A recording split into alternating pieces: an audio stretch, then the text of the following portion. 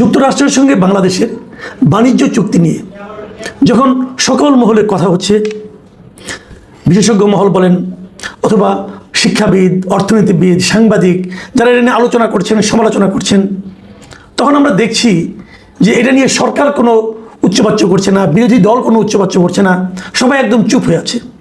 তারা যেন কেউ একটা ভয় পাচ্ছে অথবা তারা যেন ব্যাপারটাকে মেনে নিয়েছে এবং মানুষ যেটা বলছে, সবাই আমরা যেটা সমালোচনা করছি এটাকে তারা কোনো প্রতিবাদ না করায় মনে হচ্ছে যেন তারা মনে করছে যে এটা নিয়ে প্রতিবাদ করার কিছু নেই, তাদের কোনো যুক্তি নেই। এটা কিন্তু হতে পারে, কিন্তু তারও যে ভয়াবহ কথা হলো যখন এই চুক্তি নিয়ে এত আলোচনা, তখন একই সঙ্গে আরও দুটো চুক্তির কথা আমরা কিন্তু শুনতে পাচ্ছি। বলা হলো দুটোই যুক্তরাষ্ট্রের সঙ্গে এবং দুটো হলো প্রতিরক্ষা বিষয়ক চুক্তি। এই চুক্তি দুটির নাম যতটুকু আমরা জেনেছি সেটা হলো সামরিক তথ্যের সাধারণ নিরাপত্তা চুক্তি, এটাকে সংক্ষেপে ইংরেজিতে বলা হচ্ছে GSOMIA। আরেকটা হলো অধিগ্রহণ এবং পারস্পরিক সেবা চুক্তি, যেটাতে অ্যাব্রিভিয়েশন বলা হচ্ছে যে ACSA। এবং এই দুটো চুক্তি স্বাক্ষরের একদম শেষ পর্যায়ে আছে বলে আমরা জানতে পেরেছি। গত কয়েকদিন আগে থেকে সোশ্যাল মিডিয়া এটা নিয়ে কেউ লেখালেখি করছিল, তো আমিও তেমন কোনো তথ্য প্রমাণ পাচ্ছিলাম না বলে কিছু বলতেও পারছিলাম না। কিন্তু আজকে আমি একটা দেখলাম যে মেরিটাইম ইনসাইট নামক একটা আন্তর্জাতিক মিডিয়া, তারাও এই চুক্তির কথা বলেছে এবং তারা যে নিউজটা করেছে সেই নিউজের শিরোনামটা আপনারা দেখুন। শিরোনামে বলা হচ্ছে US plans to deploy warship in Bangladesh closer to India and China। মানে এই চুক্তিটা হলে পর কি প্রতিক্রিয়া হতে পারে, কি ঝামেলায় আমরা পড়তে পারি সেই সম্পর্কেও একটা ইঙ্গিত কিন্তু এই নিউজের মধ্যে দেওয়া আছে, যে চীন এবং ভারত এটাকে সহজভাবে নাও নিতে পারে। এখন প্রশ্ন হলো চুক্তিতে কি আছে। আমরা চুক্তি বিষয়টা যদি বোঝার চেষ্টা করি, এই চুক্তিতে যে কথাটা বেসিক্যালি বলা হয়েছে, অনেক কথার ফাঁক দিয়ে যেটা বলা হয়েছে যে মার্কিন যুদ্ধজাহাজ এবং সামরিক বিমান এগুলো বাংলাদেশের বন্দর এবং বিমান ঘাঁটিগুলো জ্বালানি সংগ্রহ, রক্ষণাবেক্ষণ এবং লজিস্টিক সহায়তার জন্য ব্যবহার করতে পারবে। মানে আমাদের নৌবন্দর, আমাদের বিমানবন্দর যুক্তরাষ্ট্র তাদের প্রয়োজন অনুযায়ী ব্যবহার করতে পারবে। এখন তারা ব্যবহার করে কি করবে? দেখুন, এইগুলি কিন্তু খুব একটা বেসিক পয়েন্ট। আমাদের নৌবন্দর কোনগুলো, চট্টগ্রাম বন্দর বলেন, পায়রা বন্দর বলেন, পটুয়াখালী নৌঘাটি, হ্যাঁ, এবং কক্সবাজারের BNS পেকুয়া যে সাবমেরিন ঘাঁটি আছে, তারা কিন্তু এটাও ব্যবহার করতে পারবে। এখন যদি ব্যবহার করতে পারে, সেই বিষয়টাকে ভারত এবং চীন কিভাবে নেবে? তারা কি খুশি হবে? এই বন্দরগুলো যদি ধরা যাক, কথার কথা, আমরা যদি ভারতকে ব্যবহার করতে দিতাম, এখন আলাপ বাদ দেন, ধরা যাক শেখ হাসিনারা বলে, তখন যদি বাংলাদেশ এই ঘাঁটিগুলো ইন্ডিয়াকে ব্যবহার করতে দিত, সারা দেশে কী হতো বলুন তো?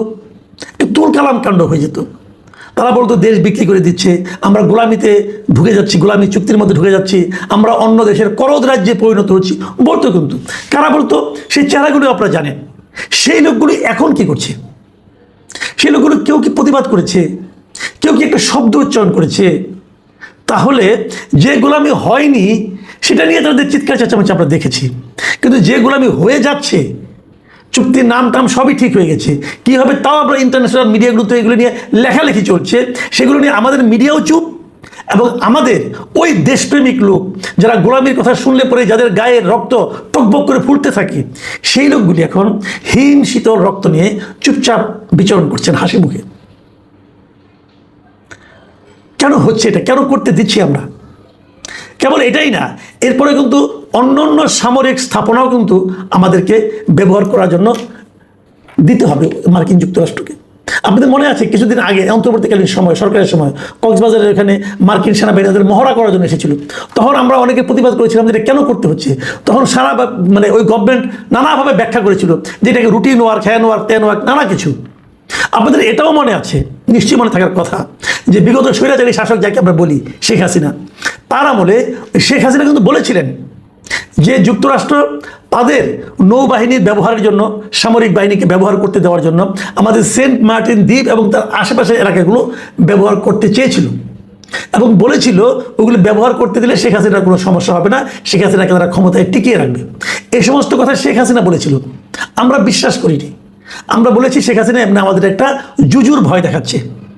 কিন্তু এখন আমরা কি দেখছি? শেখ হাসিনা বলছিল এগুলো যদি আমি ব্যবহার করতে না দিই তাহলে আমাকে হয়তো সরে যেতে হতে পারে। এখন আমরা কি দেখছি? শেখ হাসিনাকে সরে যেতে হয়েছে। শেখ হাসিনা দেশ ছেড়ে চলে গেছে। এটার পেছনে অন্য কারণও আছে, আমি অবশ্যই বলবো।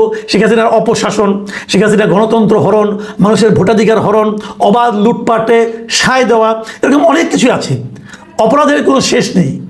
কিন্তু তারপরও যখন এই কথাটা মিলে যায়, তখন কিন্তু অনেকে বলবেন যে এই যুক্তরাষ্ট্রের একটা ভূমিকা আছে শেখ হাসিনাকে সরিয়ে দেওয়ার ক্ষেত্রে।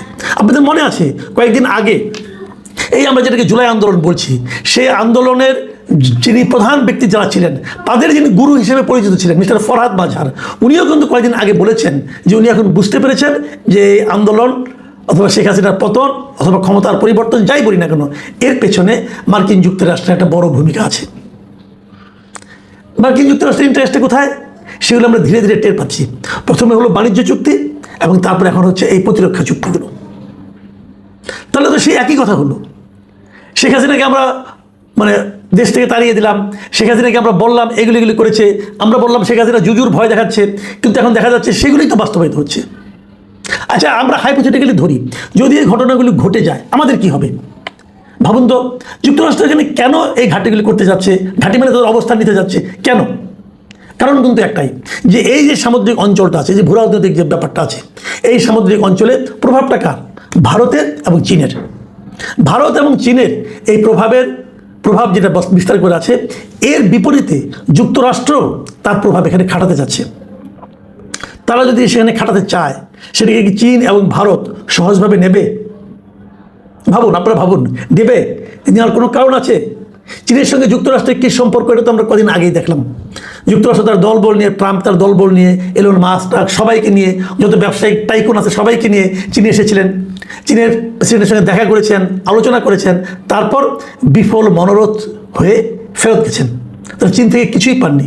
চীন বুঝিয়ে দিয়েছে যে যুক্তরাষ্ট্রের সঙ্গে চোখে চোখ রেখে কথা বলার সামর্থ্য তারা অর্জন করেছে। এখন যদি আমাদের এই সমুদ্র অঞ্চলে যদি যুক্তরাষ্ট্র তার প্রভাব বিস্তার করতে আসে, যদি আমাদের বিমান ঘাঁটিগুলো তাদের সামরিক বিমান ব্যবহার করার সুযোগ পায়, যেটা চীনও পায় না এবং ইন্ডিয়াও পায় না, তো তারা কি এটা সহজভাবে নেবে? নেবে না। না নিলে কী হবে? যুক্তরাষ্ট্র এবং চীন মুখোমুখি হবে। কোথায় মুখোমুখি হবে? আমাদের সমুদ্র এলাকায় মুখোমুখি হবে। মানে আমরা হব চীন এবং যুক্তরাষ্ট্রের যে বিরোধ, সেই বিরোধের ক্ষেত্র। মানে আমরা আমাদের জমি দেবো, যে তোমরা আমাদের জমিতে বসে যুদ্ধ করো। তখন সেই জমিটার কী অবস্থা হবে? তা আমরা কেন দুইটা পরাশক্তির যুদ্ধের মাঝখানে নিজেদেরকে স্যান্ডউইচ বানানোর জন্য এত আগ্রহ দেখাচ্ছি? এটা কি আমাদের স্বার্থে নাকি যুক্তরাষ্ট্রের স্বার্থে? আমাদের সরকারের মধ্যে কি কেউ কেউ আছেন যারা যুক্তরাষ্ট্রের স্বার্থ রক্ষার জন্য উদ্গ্রীব হয়ে আছেন? তারা কারা? তাদেরকে আমরা চিনি, আপনি চিনেন, আমার তো মনে হয় সবাই চিনে। সেই জায়গাতে আমরা বেরোবো কীভাবে? এবং সবচেয়ে দুর্ভাগ্য যে কথাটা, যেটা আমি বারবার বলে আসছি, যে এই ঘটনা ঘটাচ্ছে, হয়তো এমন হতে পারে আমাদের সরকার একটা চাপের মধ্যে আছে, আমাদের সরকার ভয় পাচ্ছে, কিন্তু আমাদের সরকারকে সেই ভয় থেকে বের হওয়ার জন্য আমাদের বিরোধী দল বলেন, তারা কি করছে? তারা কি কোনো ভূমিকা রাখছে? তারা যদি জনগণকে সঙ্গে নিয়ে এই বিষয়গুলো প্রতিবাদ করতো, তাহলে হয়তো আমাদের সরকার বলার সুযোগ পেত যে আমার দেশের জনগণ এগুলো চায় না, কাজে এইটা আমরা করবো না। কিন্তু সেই সুযোগটা কি সরকার পাচ্ছে অথবা নিচ্ছে? সরকার নিজেও বলতে পারতো যে আমাদের জনগণ এগুলো চায় না, সরকার জনগণের কাছে পুরো বিষয়টা ওপেন করে দিতে পারতো। কিন্তু সেগুলো কোনো কিছুই আমরা দেখতে পাচ্ছি না। আমরা বুঝতে পারছি না দেশ আসলে কোন দিকে যাচ্ছে, দেশ আসলে কার আঁচল তলে যাচ্ছে, দেশ আসলে কার ভিত্তিতে পরিণত হচ্ছে। প্রিয় দর্শক, এ নিয়ে হয়তো আরও আলোচনা করতে হবে। এখন এ পর্যন্তই। আল্লাহ হাফিজ।